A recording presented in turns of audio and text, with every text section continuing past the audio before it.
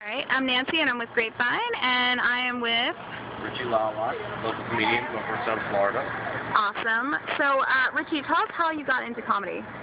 I was actually booking the Whack Packers from the Howard Stern show into comedy shows, and I booked them with this Reverend Bob Levy, who's a really well-known comic. He was going to be at Funky Buddha on April 30th, actually.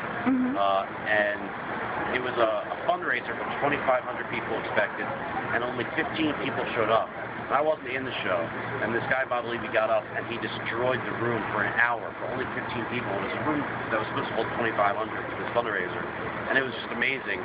And so then I started doing more shows with them and going to more shows, and I was like, this is exactly what I want to do. Being in entertainment since I was like 6 years old, I never did stand-up, and once I saw this, I was like, that's exactly what I'm going to do for the rest of my life. You found your calling. Yeah, that's So, where do you pull your comedy from? The basis of my comedy is from my upbringing. Outside of Philadelphia, this is where I was born and raised. The playground is where I spent most of my days. But I also do top row, like stuff I see on the news, my everyday things that go on. You know, just conversation and stuff. I try to, when I have a conversation, there's so many points when you walk into someone, when you run into someone, where you meet someone new, so they ask you for a light or something, and your normal response is just to give it to them, say, here you go, they say thank you and you're welcome. And what I like to do is then actually, you know, have a conversation, and I get so much off that. You can push past most just like bump into people and actually have a conversation, and you'll get material from everywhere. That's what I do. You know, if I go to the grocery store, I say hello to someone who asks me to, excuse me, I want to get some milk. He's like, oh, really? Here you go. And just do something funny and see what happens. That's awesome. So how do you feel about the South Florida comedian scene? It's amazing.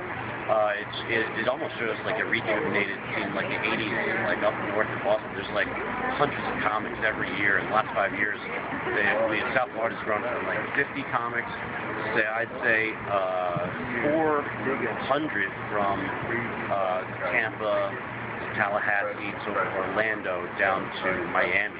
It's really an amazing scene. I mean, it's blown up, and you can perform every night for shows. Like Sunday night, there's 2 shows going on. So there's one here, and then there's one about 40 minutes north that a lot of these guys are going to go perform. So it's not across the street like a city setting. In New York, you go across the street and you do a set, and then you walk right back across the street and do another set. You have to drive a little bit, but it's a crazy scene right now. Awesome. So the rumor on the block that I've heard is that you are an amazing beatboxer. It's not a rumor. It's 100% true. Tell us a little bit about that.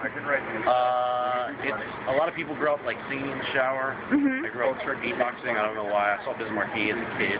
That was like one of the coolest things. And I was like, oh wow. And like being a fat guy, I saw him do it. And then the Fat Boys had it in there. And I was like, oh, this is something I could probably do. And I just started doing it. And now I practice all the time. But like, and then there's guys like Rosell and people like that who just like go up above and beyond. Like I'm at best mediocre, but these guys are amazing. Hopefully one day I'll be that good. I incorporated my comedy like I tried to. Awesome. Give it a little more enthusiasm, a little more emphasis. Well, thank you so much for being a part of Grapevine. Pleasure. Thanks for having me.